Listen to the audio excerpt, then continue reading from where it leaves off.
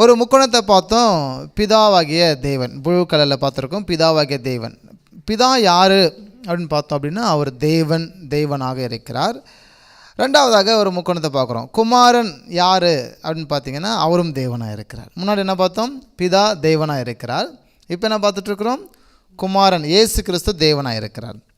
மூன்றாவது பார்த்துட்ருக்குறோம், பரிசுத்த ஆவியானவரும் தேவனாக இருக்கிறார். 3 ஆள்துவத்தை பார்க்குறோம், பிதாவும் தேவன், குமாரனும் தேவன், பரிசுத்த ஆவியாகிய தேவனும் தேவனாக இருக்கிறார். ஓகே, இங்கே இன்னும் சுருக்கி பார்க்கும்போது ஹேலோயும் என்று சொல்கிறோம். ஏலோயும் என்றால் பன்மை தேவன் என்று அர்த்தம். ஹேலோயும் என்றால் அவர் பன்மை தேவன் என்று அர்த்தம். லெஃப்ட் சைடில் பார்க்கும்போது ஒரு ஆள்துவத்திற்குள் 3 இருக்கிறாங்க. ஒரே ஒரு ஆள்துவம் தான், அவருக்குள் 3 இருக்கிறாங்க.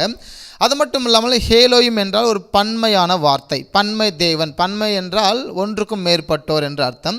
அப்போது ஏலோயும் என்ற வார்த்தைக்கு பன்மை தேவன், பன்மை தேவன் என்றால் ஒன்றுக்கும் மேற்பட்டோர். ஹேலோயும் என்றால் பிதாவாகிய தேவன், குமாரனாகிய தேவன், பரிசுத்த ஆவியாகிய தேவன். எனவே அவர்கள் தனித்திருந்தாலும் 3 ஆள்துவம், 3க்குள்ளும் ஆள்துவங்கள் இருக்கிறது உண்டு. அவங்க தனித்தனி தான்.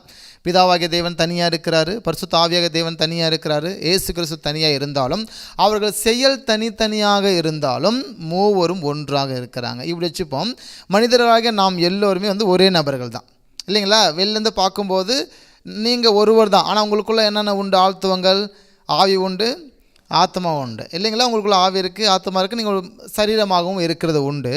அதுபோல தான் ஒன்றாக இருக்கிறவர்கள் 3 ஆள்துவங்கள் வைத்திருக்கிறாங்க. பிதாவாகிய தேவன், குமாரனாகிய தேவன், பரிசுத்த ஆவியாகிய தேவன் 3 ஒன்றாக இருக்கிறாங்க. ஆனால் வேலை செய்யும்போது, கிரியை செய்யும்போது பிதாவின் வேலை பிதா செய்கிறார், குமாரன் வேலை குமாரன் செய்கிறார், பரிசுத்த ஆவியானவருடைய வேலை அவர் செய்கிறார். இவர் வேலை அவரும் செய்கிறது கிடையாது, அவர் வேலை இவரும் செய்கிறது கிடையாது. பட் அவங்க ஒர்க்குன்னு வரும்போது, கிரியைன்னு வரும்போது தனித்தனியாக செய்கிறார்கள், ஆனால் ஒன்றாக இருக்கிறாங்க. எனவே ஏலோயும் தேவன் அப்படிப்பட்ட தேவன். இங்கே பாருங்கள், இந்த ஸ்க்ரீனில் நீங்கள் பார்க்கும்போது பிதாவாகிய தேவன் ஹேலோயும் தேவனுக்குள் இருக்கிறவர், குமாரனாகிய தேவன் ஹேலோயும் தேவனுக்குள் இருக்கிறவர், பரிசுத்த ஆவியாகிய தேவன் ஹேலோயும் தேவனுக்குள் இருக்கிறவர். ஹேலோயும் என்றால் நான் சொல்லியிருக்கிறேன் பன்மை தேவன். ஆமென். அந்த 3 இருக்கிறவர் ஒரே ஒரு பேராக தேவன் சொல்கிறோம் இல்லைங்களா? தேவன் என்றால் பிதா, குமாரன், பரிசுத்த ஆவியானவர் இணைந்து இருக்கிறது தான் தேவன். மனிதன் என்றால் எப்படி இருக்கிறோம், ஆவி ஆத்மா சரீரம் இணைந்தது தான் மனிதன். அவன் பேர் மனுஷன் சொல்கிறான். ஒருத்தன் இறந்து போயிட்டு அவன் என்ன சொல்கிறான், பாடின்னு சொல்கிறோம், பிணம்னு சொல்கிறோம். ஏன்னா அவனுக்குள்ளே என்ன இல்லைன்னா ஆவி ஆத்மா இல்லாததுனால அவன் பெயரை மாறுகிறது. அதுபோல் நம்ம உயிரோடு இருக்கிறதுனால தான் மனிதர்கள் என்று சொல்லி கொண்டிருக்கிறோம். அதுபோல தான் ஹேலோயும் என்றால் அந்த 3 ஆள்துவ தேவனும் ஒன்றாக இருக்கிறவர்கள். அதனால் நீங்கள் 3 தேவனை நம்ம தேவன் நினைக்கக்கூடாது. நம் தேவன் ஒரே தேவன், 3 ஆள்துவத்தை படைத்திருக்கிறார். ஹல்லேலூயா. 3 ஆள்துவம் உள்ளவர், ஒரே தேவனாக இருக்கிறார். எனவே தொடர்ந்து பார்க்கும்போது நமது வேதாகமத்தை பொறுத்தவரை சரிசமமான தேவன். நம்முடைய வேதாகமம் முழுவதுமாக ட்ரினிட்டியை கொண்டிருக்கிறது. ஹல்லேலூயா. பிதாவாகிய தேவன், குமாரனாகிய தேவன், பரிசுத்தாவிய தேவன் தான் ஆதியாகத்திலிருந்து வெளிப்படுத்தல் வரை இருக்கிறது உண்டு. எனவே அதே சமயத்தில் இன்று கிறிஸ்தவத்திற்குள்ளாக அநேக கள்ள உபதேசங்கள் மாதிரி இருக்கிறது உண்டு. பிதா மட்டும்தான் கடவுள் என்று சொல்லக்கூடிய ஒரு குழு உண்டு. இன்றைக்கி இயேசு கிறிஸ்து மட்டும்தான் கடவுள் என்று சொல்லக்கூடிய ஒரு கூட்ட கிறிஸ்தவர்கள் உண்டு. இல்லை பரிசுத்தாவியர் மட்டும்தான் தேவன் என்று சொல்லக்கூடிய ஒரு கூட்ட கிறிஸ்தவர்களும் உண்டு. 3 தனித்தனியாக பிரிந்திருக்கிறார்கள் என்றும் சில கூட்டங்கள் உண்டு. ஆனால் நாம் அப்படி அல்ல. நாம் ஆராதிக்கிறது வேதாகமத்தின் தேவன். வேதாகமத்தில் தேவனாகிய கர்த்தர் அவர் திருத்துவமானவர். ஹல்லேலூயா.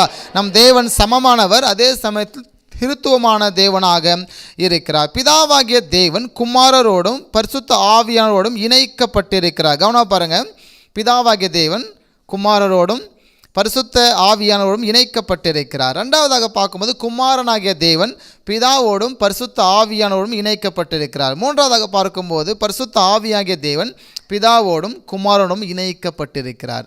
புரியுதுங்களா? ஒருவர் இல்லாமல் இன்னொருவர் இல்லை. நம்முடைய ஆவி இருக்கும்னால் நம்ம ஆத்மாவும் இங்கே தான் இருக்கிறது, சரீரமும் இங்கே தான் இருக்குது. என் சரீரம் இங்கே இருக்குது அப்படின்னா என் ஆவியை நான் வீட்டில் வச்சுட்டு வரல, என் ஆத்மா நான் வர வேலை எங்கேயும் விட்டுட்டு வரல, என்னோடு கூட என்ன செஞ்சுருக்கேன் வந்திருக்கு. அதுபோல தான் நான் பேசும்போது ஒரு ஆள்துவம் பேசினாலும், ஏதாவது ஒரு ஆள்துவம் இயேசு கிறிஸ்து பூமிக்கு அவர் கிரியை செய்தாலும் அவர் சொல்லும்போது சொல்லுகிறார், நானும் பிதாவும் ஒன்றாக இருக்கிறோம் என்றார். ஆமென். எனக்கிட்ட பரிசுத்த ஆவியானவர் இருக்கிறார் என்பதும் அவர் சொல்லுகிறார், நான் போய் அந்த தேற்றவாளனை உங்களுக்காக அனுப்பி வைப்பேன் என்றும் சொல்லுகிறார். ஹல்லேலூயா. ஒருவேளை அவர்கள் வெவ்வேறான இடத்துல சில நேரங்களில் இருந்தாலும் கூட அவர்கள் ஆள்துவமானவர்கள் ஒன்றாக இருக்கிறார்கள். ஆனால் வேலைன்னு வரும்போது தனித்தனியாக செய்கிறாங்க.